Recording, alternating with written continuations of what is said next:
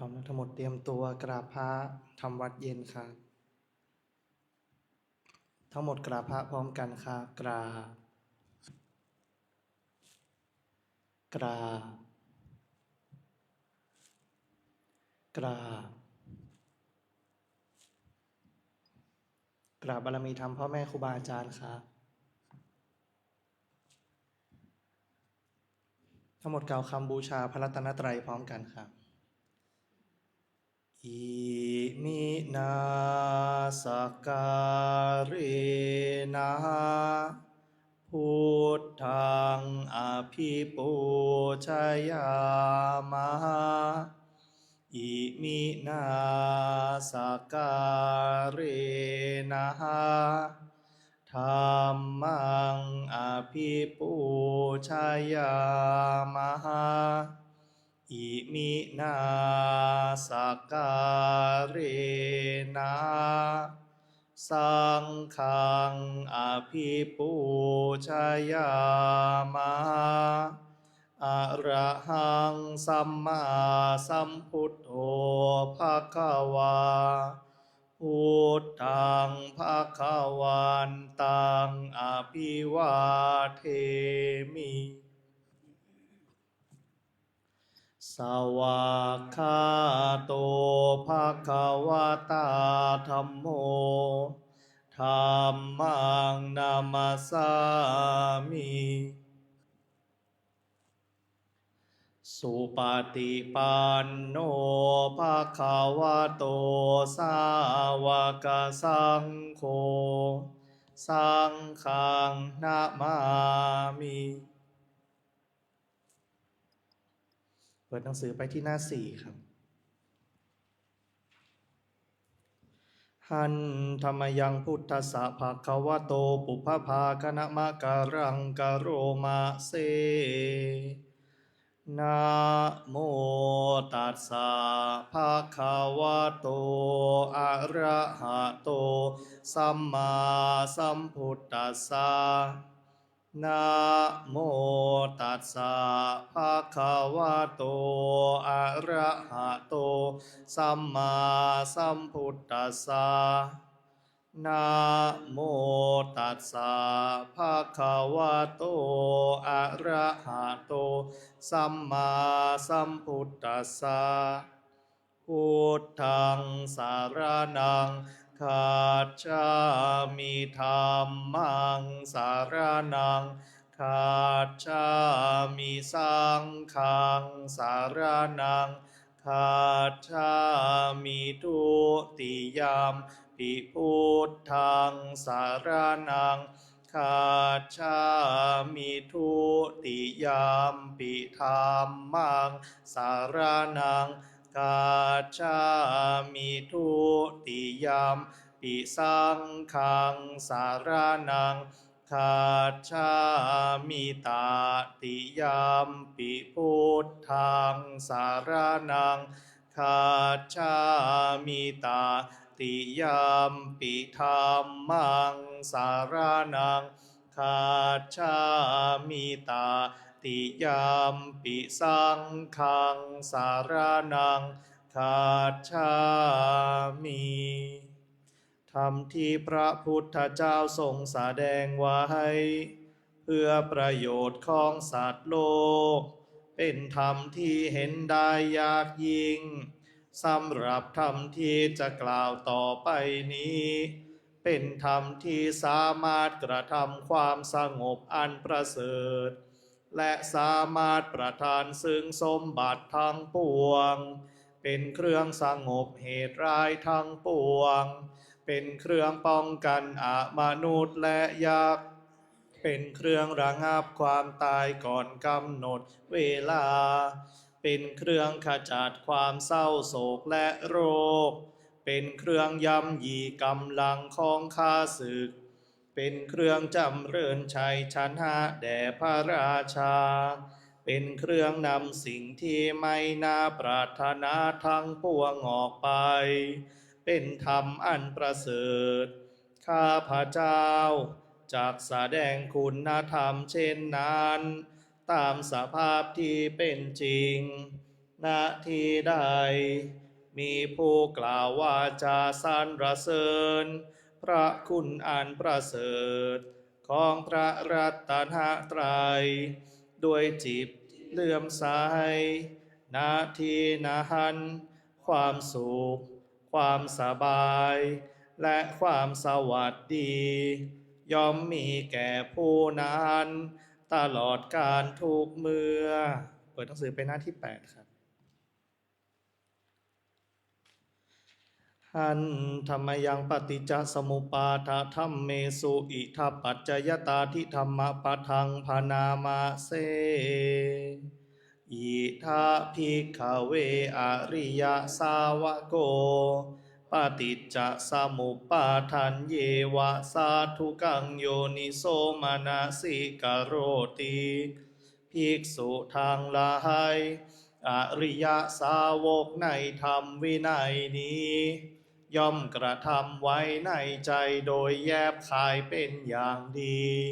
ซึ่งปฏิจจสมุปบาทนั้นเทียวดังนี้ว่าอิมัสสมิงสติอิทังโหติเมื่อสิ่งนี้มีสิ่งนี้ย่อมมีอิมัสสุปาทาอิทังอุปัชชติเพราะความเกิดขึ้นแห่งสิ่งนี้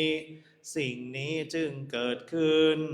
อิมัสสมิงอสติอิทังนะโหติเมื่อสิ่งนี้ไม่มี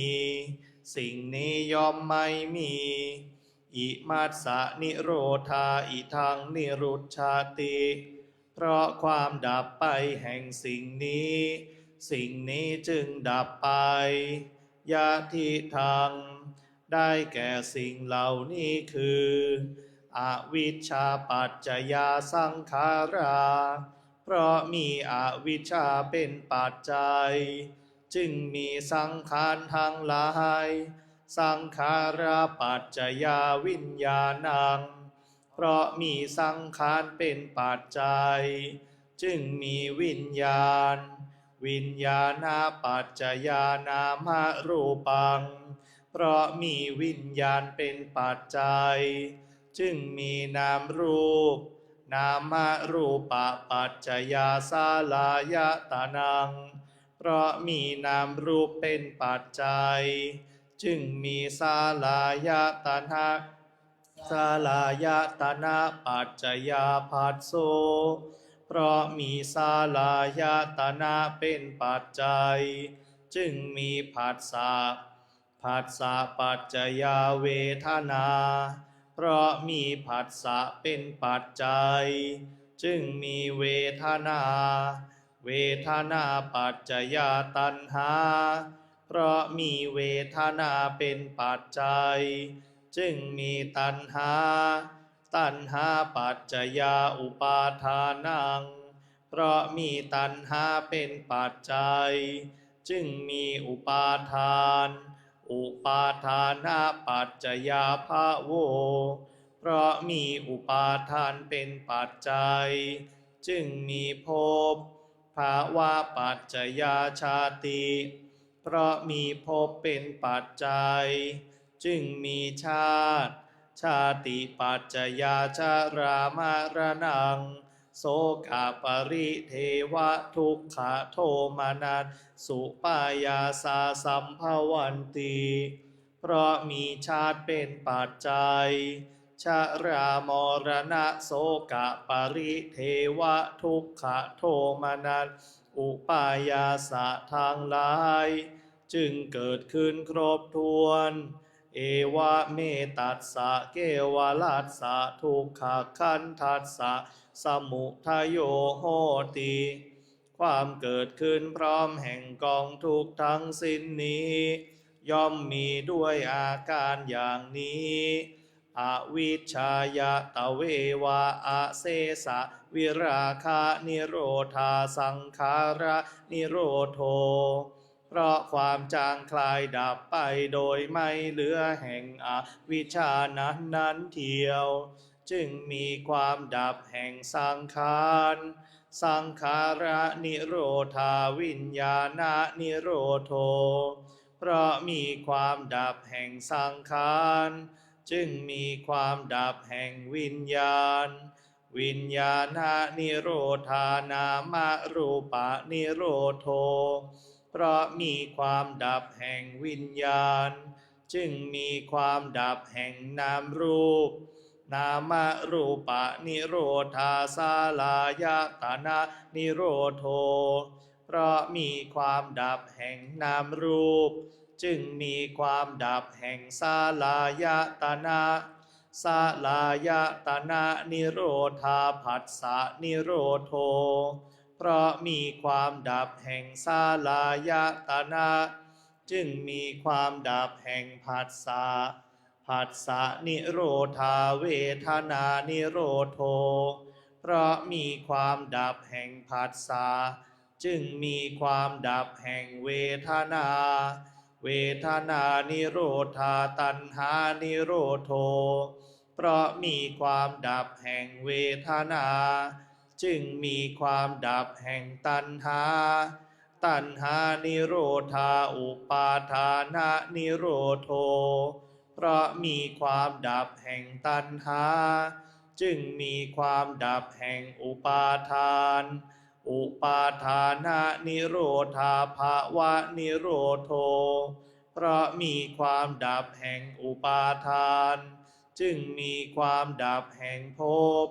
ภาวะนิโรธาชาตินิโรโธเพราะมีความดับแห่งภพจึงมีความดับแห่งชาติชาตินิโรธาชรามรณัง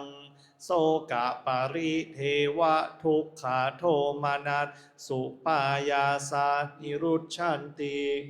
เพราะมีความดับแห่งชาตินั้นแลชรามรณะโสกะปริเทวะทุกขโทมนัสอุปายาสะทางหลายจึงดับสิ้นเอวะเมตัสสะเกวลัสสะทุกขคันทัสสะนิโรโธโหติติความดับลงแห่งกองทุกข์ทั้งสิ้นนี้ย่อมมีด้วยอาการอย่างนี้ดังนี้เปิดหนังสือไปที่หน้า62ครับหน้า62หันธรรมยังมหาสติปทานธรรมปทังพนามาเสดูการะภิกษุทั้งหลายก็ทุกขสมุทัยอริยสัจเป็นชนะให้ตัณหานี้ได้อันมีความเกิดอีกประกอบด้วยความกำหนัดด้วยอำนาจความเพลิดเพลินยิ่งนักในอารมณ์นั้นคือกามตัณหาภาวะตัณหาวิภาวะตัณหาดูการะภิกษุทั้งหลายก็ตัณหานี้นั้นเมื่อจะเกิดย่อมเกิดในที่ไหนเมื่อจะตั้งอยู่ย่อมตั้งอยู่ในที่ไหนที่ใดเป็นที่รักที่เจริญใจในโลกตัณหานั้นเมื่อจะเกิดย่อมเกิดในที่นี้เมื่อจะตั้งอยู่ย่อมตั้งอยู่ในที่นี้อะไรเป็นที่รักที่เจริญใจในโลกตาหูจมูกลิ้นกายใจเป็นที่รักที่เจริญใจในโลกตัณหาเมื่อจะเกิดย่อมเกิดที่นี้เมื่อจะตั้งอยู่ย่อมตั้งอยู่ณที่นี้รูปเสียงกลิ่นรสโผฏฐัพพะธรรมารมณ์เป็นที่รักที่เจริญใจในโลกตัณหาเมื่อจะเกิดย่อมเกิดในที่นี้เมื่อจะตั้งอยู่ย่อมตั้งอยู่ในที่นี้จักขุวิญญาณโสตวิญญาณฆานวิญญาณชิวหาวิญญาณกายวิญญาณมโนวิญญาณเป็นที่รักที่เจริญใจในโลก ตัณหาเมื่อจะเกิดย่อมเกิดขึ้นในที่นี้เมื่อจะตั้งอยู่ย่อมตั้งอยู่ในที่นี้จักขุสัมผัสโสตสัมผัสฆานะสัมผัสชิวหาสัมผัสกายสัมผัสมโนสัมผัสเป็นที่รักที่เจริญใจในโลกตัณหาเมื่อจะเกิดย่อมเกิดในที่นี้เมื่อจะตั้งอยู่ย่อมตั้งอยู่ในที่นี้จักขุสัมผัสสะชาเวทนาโสตสัมผัสสะชาเวทนาฆานะสัมผัสสะชาเวทนาชิวหาสัมผัสสะชาเวทนากายสัมผัสสะชาเวทนามโนสัมผัสสะชาเวทนาเป็นที่รักที่เจริญใจในโลกตัณหาเมื่อจะเกิดย่อมเกิดในที่นี้เมื่อจะตั้งอยู่ย่อมตั้งอยู่ในที่นี้รูปสัญญาสัทธสัญญาขันธสัญญารสสัญญาโผฏฐัพพสัญญาธรรมสัญญาเป็นที่รักที่เจริญใจในโลกตัณหาเมื่อจะเกิดย่อมเกิดในที่นี้เมื่อจะตั้งอยู่ย่อมตั้งอยู่ในที่นี้รูปสัญเจตนาสัทธสัญเจตนาขันธสัญเจตนารสสัญเจตนาโผฏฐัพพสัญเจตนาธรรมสัญเจตนาเป็นที่รักที่เจริญใจในโลกตัณหาเมื่อจะเกิดย่อมเกิดในที่นี้เมื่อจะตั้งอยู่ย่อมตั้งอยู่ในที่นี้รูปตัณหาสัทธตัณหาขันธตัณหารสตัณหาโผฏฐัพพตัณหาธรรมตัณหาเป็นที่รักที่เจริญใจในโลกตัณหาเมื่อจะเกิดย่อมเกิดในที่นี้เมื่อจะตั้งอยู่ในที่นี้รูปวิตกสัทธวิตกขันธวิตกรสวิตกโผฏฐัพพวิตกธรรมวิตกเป็นที่รักที่เจริญใจในโลกตัณหาเมื่อจะเกิดย่อมเกิดในที่นี้เมื่อจะตั้งอยู่ย่อมตั้งอยู่ในที่นี้รูปวิจารสัทธวิจารขันธวิจารรสวิจารโผฏฐัพพวิจารธรรมวิจาร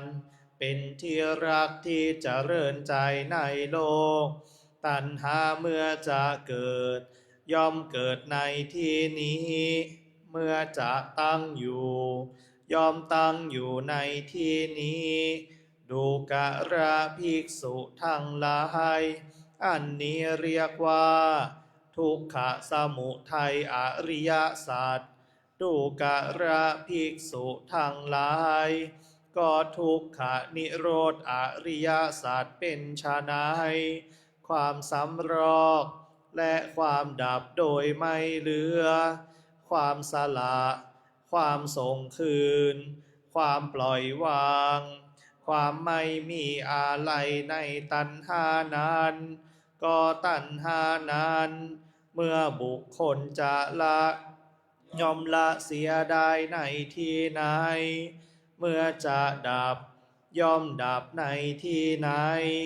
ที่ใดเป็นที่รักที่เจริญใจในโลกตัณหานั้นเมื่อบุคคลจะละย่อมละเสียได้ในที่นี้เมื่อจะดับย่อมดับในที่นี้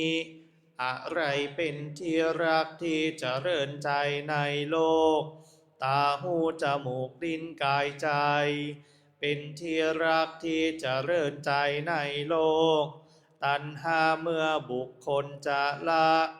ย่อมละเสียได้ในที่นี้ เมื่อจะดับย่อมดับในที่นี้ รูปเสียงกลิ่นรสโผฏฐัพพะธรรมารมณ์เป็นที่รักที่เจริญใจในโลก ตัณหาเมื่อบุคคลจะละย่อมละเสียได้ในที่นี้ เมื่อจะดับย่อมดับในที่นี้จักขุวิญญาณ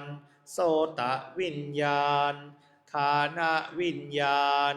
ชิวหาวิญญาณกายวิญญาณมโนวิญญาณเป็นที่รักที่เจริญใจในโลก ตัณหาเมื่อบุคคลจะละย่อมละเสียได้ในที่นี้ เมื่อจะดับย่อมดับในที่นี้จักขุสัมผัสโสตสัมผัสคานะสัมผัสชิวหาสัมผัสกายสัมผัสมโนสัมผัสเป็นที่รักที่เจริญใจในโลก ตัณหาเมื่อบุคคลจะละย่อมละเสียได้ในที่นี้ เมื่อจะดับย่อมดับในที่นี้จักขุสัมผัสสะชาเวทนาโสตสัมผัสสะชาเวทนาคานะสัมผัสสะชาเวทนาชิวหาสัมผัสสะชาเวทนากายสัมผัสสะชาเวทนามโนสัมผัสสะชาเวทนาเป็นที่รักที่เจริญใจในโลก ตัณหาเมื่อบุคคลจะละย่อมละเสียได้ในที่นี้ เมื่อจะดับย่อมดับในที่นี้ รูปสัญญาสัทธสัญญา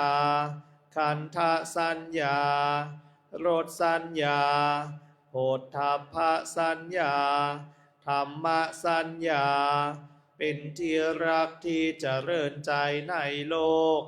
ตัณหาเมื่อบุคคลจะละย่อมละเสียได้ในที่นี้ เมื่อจะดับย่อมดับในที่นี้ รูปสัญเจตนาสัทธสัญเจตนาขันธสัญเจตนารสสัญเจตนาโผฏฐัพพสัญเจตนาธรรมสัญเจตนาเป็นที่รักที่เจริญใจในโลก ตัณหาเมื่อบุคคลจะละย่อมละเสียได้ในที่นี้ เมื่อจะดับย่อมดับในที่นี้ รูปตัณหาสัทธตัณหาขันธตัณหารสตัณหาโผฏฐัพพตัณหาธรรมตัณหาเป็นที่รักที่เจริญใจในโลก ตัณหาเมื่อบุคคลจะละย่อมละเสียได้ในที่นี้ เมื่อจะดับย่อมดับในที่นี้ รูปวิตกสัทธวิตกขันธวิตกรสวิตกโผฏฐัพพวิตกธรรมวิตกเป็นที่รักที่เจริญใจในโลก ตัณหาเมื่อบุคคลจะละย่อมละเสียได้ในที่นี้ เมื่อจะดับย่อมดับในที่นี้ รูปวิจารสัทธวิจารขันธวิจารรสวิจารโผฏฐัพพวิจารธรรมวิจารเป็นที่รักที่เจริญใจในโลก ตัณหาเมื่อบุคคลจะละย่อมละเสียได้ในที่นี้ เมื่อจะดับย่อมดับในที่นี้ ดูกระภิกษุทางหลายอันนี้เรียกว่าทุกขนิโรธอริยสัจเปิดหนังสือหน้า89ครับ ชายันโตโพธิยามุนเลสากายานังนันติวัตตาโนเอวังตวังวิจัยโยโหจยาสุจยามังคาเลอาปาราจิตตาปัลลังเกสีปัทาวิโปคาเรอาภิเสเกสัพพะพุทธานังอาคาปัตโตปาโมทาติคัตตังสุมังคาลังสุปาปาตังสุโหติตังสุขาโนสุมุหุตโตจะสุยิทังพระมาจาริสุปาทักขีนังกายกัมมังวาจากัมปาทักขีนังปาทักขีนังมโนกรรมปานิติเตปาทักขีนาปาทักขีนานิกาตวานลาพันตเถปะทาขีเนสุขโขพุทธานังอุปาสุขาสัทธรรมเตสานาสุขาสังคัสสะสามัคคีสามัคคานตาโปสุขโขคัตติโยเสทโธชะเนตัสสามิงเยโคตาปะติชายิโนวิชชาจารานาสัมปันโสเสทโธเทวามนุษย์เศรษฐีวาตาปติอาทิโจรติมาภาจันทิมาสันนัตโทคาติโยตาปติชายิตาปติพระมโนสัพพะมโหรัตตังพุทโธตาปติเตชะสาโรคยาปารามาลาสันตุถิปารามังทานังวิสาสาปารา มายาตินิพพานังปะระมังสุขังต่อไปก่อนที่เราจะนั่งสมาธิภาวนาให้เราผ่อนคลายอิริยาบถกันก่อนขยับแข้งขยับขาบิดซ้ายบิดขวาก่อนให้คลายจากความปวดความเมื่อยก่อนเนี่ยทุกขเวทนาไม่อยากให้เกิดมันก็เกิดเนาะนั่งอยู่เฉยๆแท้ๆถ้าที่นั่งสวดมนต์น่าจะยังไงน่าจะเจ็บคอเนาะแต่มันไปเจ็บขาเจ็บหลังเฉยเลยใช่ไหมทำไมมันไม่เจ็บคอบ้างเนาะคอแห้งนะมีคอแห้งนะแต่มันไม่ค่อยเจ็บคอนะแต่มันไปเจ็บไหนเจ็บขาเจ็บหลังนะปวดขาปวดหลังไว้หนุนแปลกประหลาดยังไงเนี่ยควบคุมไม่ได้เนี่ยเวทนามันเกิดให้เราเรียนรู้อย่างเงี้ยลำดับต่อไปเราจะได้นั่งสมาธิภาวนาให้เราอธิษฐานพร้อมๆกันนะครับข้าพเจ้าขอตั้งจิตอธิษฐานว่าข้าพเจ้าจะมีสติระลึกรู้ตัวพิจารณาร่างกายในขณะหายใจเข้าและหายใจออกหายใจสั้นและหายใจยาวจะเป็นผู้มีความเพียรเครื่องเผากิเลสด้วยสัจจะนี้ข้าพเจ้าจะระลึกไว้ว่าจะรู้ลมหายใจเข้าออกจะรู้ลมหายใจสั้นยาวจะรู้เท่าทันความพอใจและความไม่พอใจจะไม่ทำตามความอยากจะไม่หลงในความสุขจะไม่ผลักไสความทุกข์ตลอดการนั่งสมาธิในครั้งนี้อิมังกัมมัฏฐานังอธิษฐามิอิมังภาวนานังอธิษฐามิ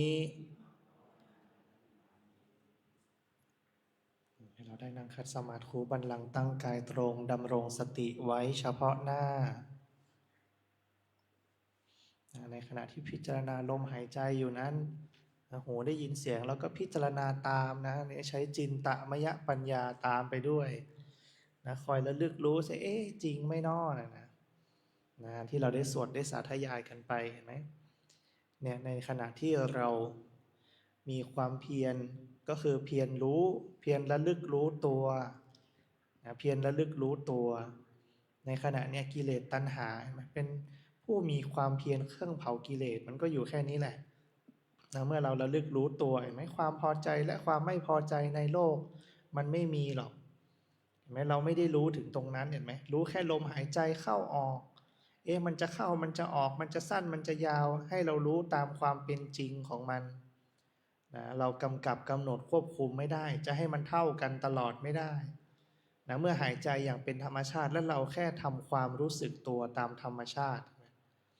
แม้เราจะบังคับมันให้มันหายใจยาวให้มันหายใจเข้ายาวให้มันหายใจออกยาวมันก็บังคับได้ชั่วคราวเท่านั้นแม้เราจะบังคับให้มันหายใจสั้นมันก็บังคับได้แค่ชั่วคราวเท่านั้นเดี๋ยวมันก็จะกลับไปหายใจปกตินะปกติของร่างกาย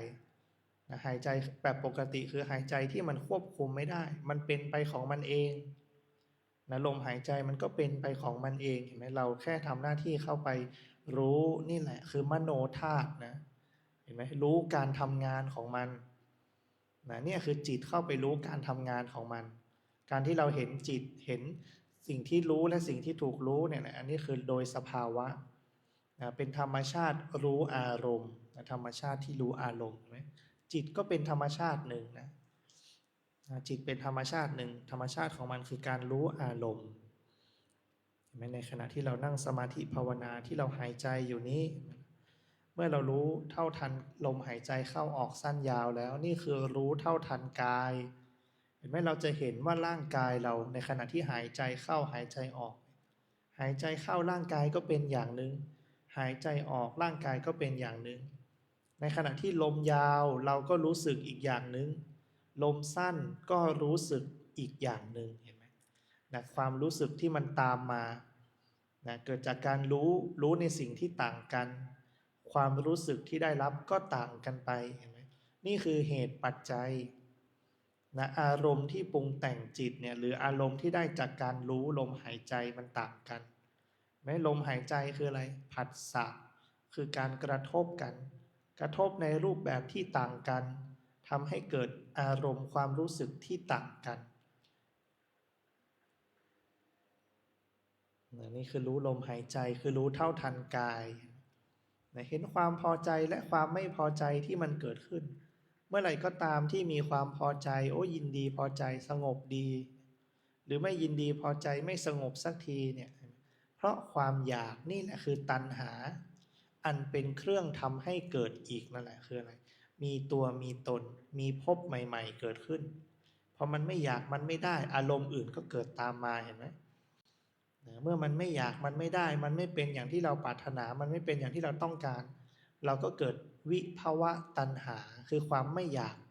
วิคือปฏิเสธ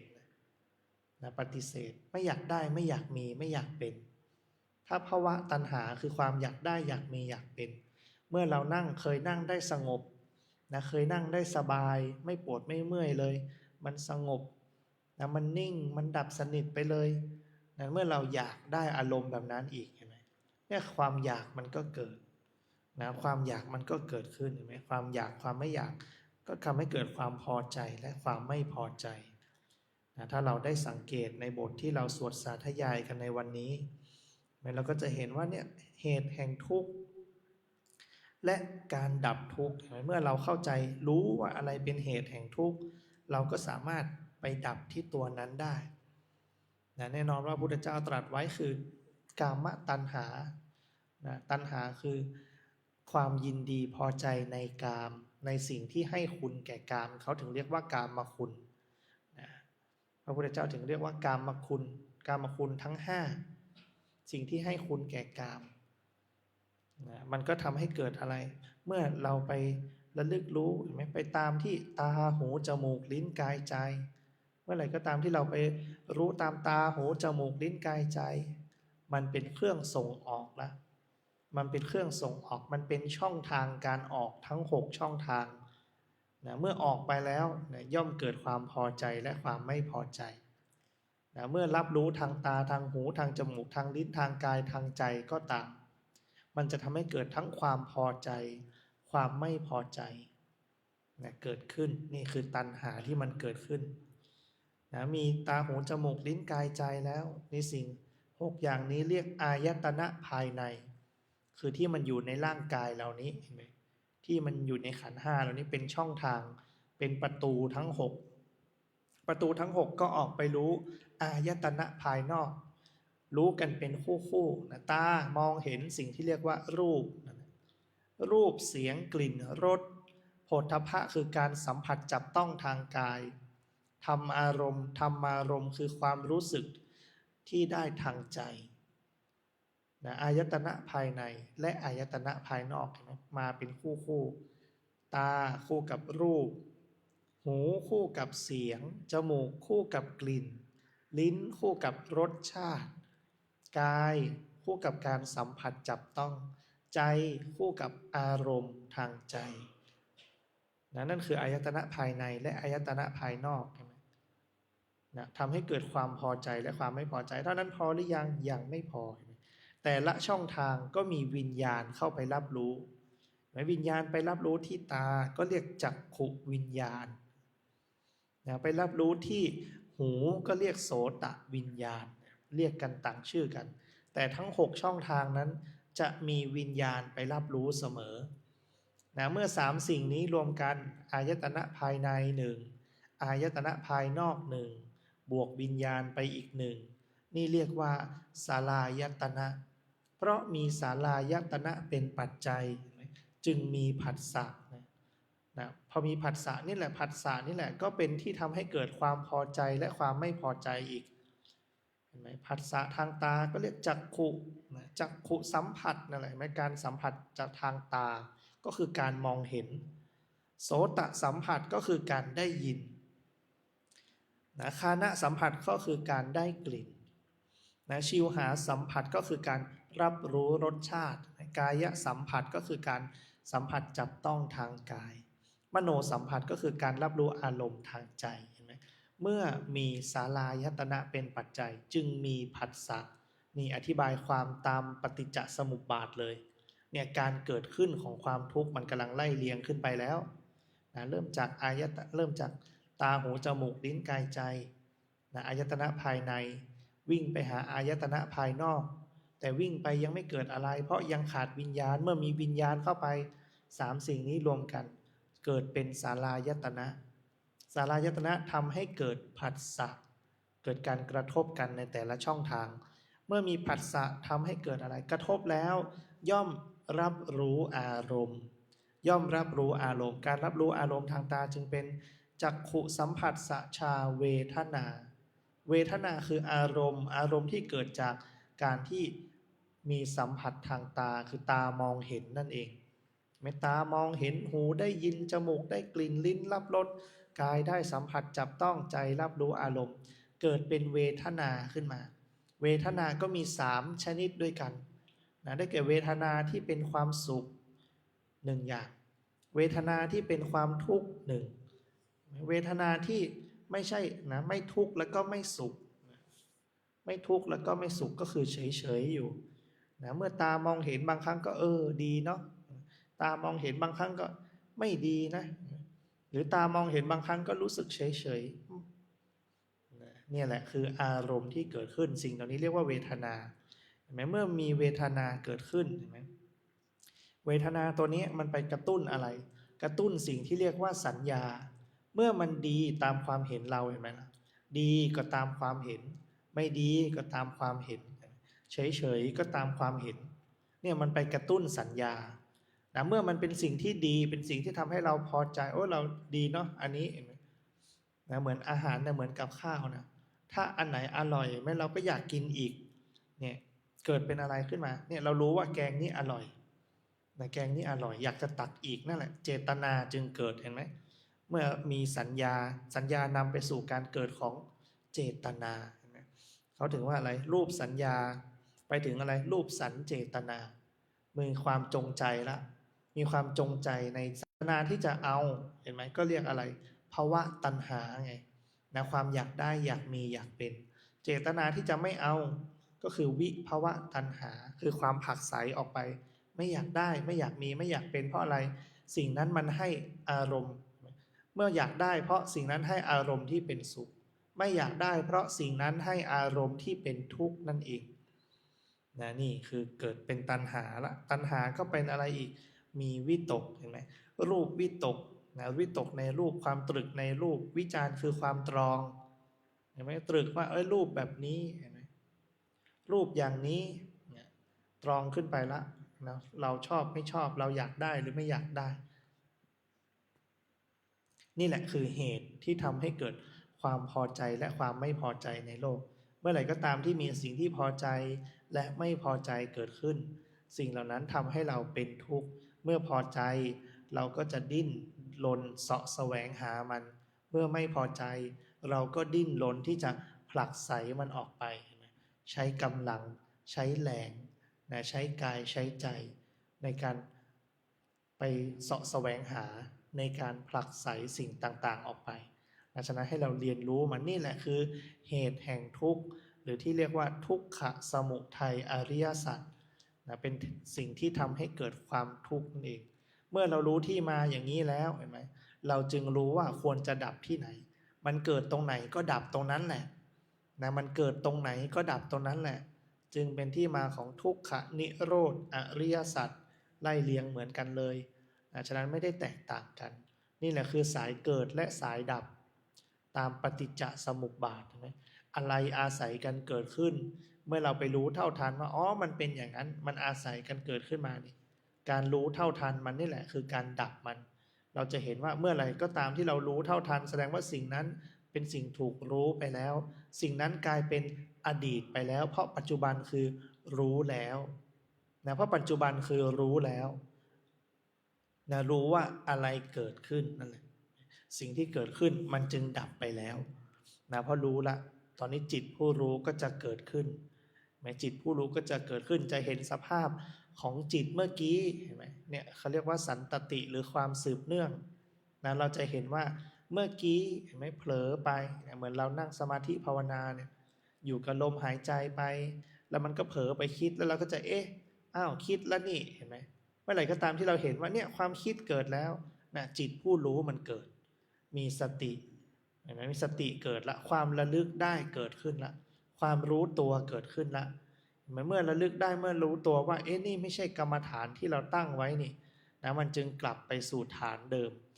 กลับไปสู่กรรมฐานเดิมกลับไปอยู่ที่ลมหายใจไม่ใช่สิ่งที่เราเรียกมันกลับมานะอย่าเข้าใจผิดผู้ปฏิบัติธรรมมักจะเข้าใจผิดว่าเนี่ยแหละคือการที่เราดึงมันกลับมาแต่จริงๆแล้วไม่ใช่เลยมันกลับไปหาฐานเดิมโดยสภาพของมันเองนะกลับไปหาฐานเดิมโดยสภาพของมันเองเป็นไปตามความเคยชินนะเป็นไปตามความเคยชินเมื่อเราตั้งอยู่ที่ลมหายใจเห็นไหมพอมันหลุดจากลมหายใจเรารู้นะพอรู้มันเกิดว่านี่ไม่ใช่ลมหายใจไอ้จิตที่มันรู้เนี่ยแหละมันจึงวิ่งกลับไปเกิดที่ลมหายใจอีกนะไม่ใช่เพราะเราสั่งมันแต่จิตมันทำงานอย่างนั้นนะเมื่อมันรู้ว่านี่ไม่ดีมันก็ไม่ไปแล้วมันก็กลับไปอยู่ในที่ที่มันคิดว่าดีอย่างนั้นแหละเนี่ยแหละคือการทำงานของจิตคือการพิจารณาถ้าเราพิจารณาตรงนี้ได้นะดูจิตที่มันเปลี่ยนแปลงตรงนี้ได้เราจะเห็นความไม่เที่ยงของจิตเกิดขึ้นนะเราจะเห็นความไม่เที่ยงของจิตนะเขาเรียกว่าอนิมิตนะอนิมิตความไม่เที่ยงของมันเห็นความไม่เที่ยงนะถ้าเราหลุดพ้นตรงนี้ได้นะเห็นการดับไปตรงนี้นะเขาเรียกว่าหลุดพ้นโดยอาศัยความไม่เที่ยงหรือที่เรียกว่าอนิมิตวิโมกข์นะการหลุดพ้นโดยอาศัยความเห็นว่ามันไม่เที่ยงนะตรงนี้ก็ให้เราได้พินิจพิจารณาให้เราได้ศึกษามันดูมันนะสิ่งใดเกิดขึ้นนะมันก็เกิดขึ้นด้วยตัวมันเองด้วยธรรมดาของมันเองนี่แหละนะไม่ได้เพราะการบังคับนะไม่ได้เพราะความอยากให้มีอยากให้เป็นนะให้เรารู้ให้เราเข้าใจสิ่งตรงนี้ว่านี่มันเกิดขึ้นโดยธรรมชาติเราทำหน้าที่แค่สร้างสภาวะนะทำหน้าที่แค่ให้ไปรู้เราทำหน้าที่แค่เป็นผู้รู้ผู้ดู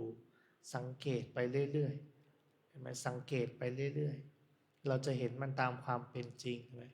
เหมือนเวลาเราแอบดูนะเห็นไหมมันเอาแอบดูนะอยู่เฉยๆดูถ้าไม่อยู่เฉยๆก็จะไม่เรียกว่าแอบใช่ไหมเหมือนเรายืนอยู่ตรงสี่แยกไฟแดงนะแล้วเราก็ดูรถมันวิ่งไปวิ่งมานะรถที่ผ่านไปผ่านมาป้ายอะไรยี่ห้ออะไรสีอะไร เราจะเห็นสภาพของมันตามความเป็นจริงนั่นแหละเห็นไหมเพราะเราไม่ได้เกี่ยวข้องกับกระแสของรถนะไม่ได้เกี่ยวข้องกับเส้นทางของรถมันจะไฟเขียวไฟแดงเราไม่ได้หยุดเราไม่ได้ไปตามมันเห็นไหมเราจึงจะเห็นกระบวนการทั้งหมดนะเราจึงจะเห็นกระบวนการทั้งหมดเพราะฉะนั้นอาศัยตรงนี้แหละความตั้งมั่นเป็นผู้รู้ผู้ดูไม่ต้องตั้งมั่นนะต้องตั้งมั่นอาการตั้งมั่นคือสมาธินะความตั้งใจมั่นชอบเกิดขึ้นเพราะมีที่ให้ตั้งมั่นนั่นก็คือเกิดขึ้นเพราะมีสติมีที่สำหรับระลึกรู้ตัวนั่นเองในช่วงเวลานี้จะให้เราได้เจริญสมาธิภาวนาช่วงระยะเวลาหนึ่ง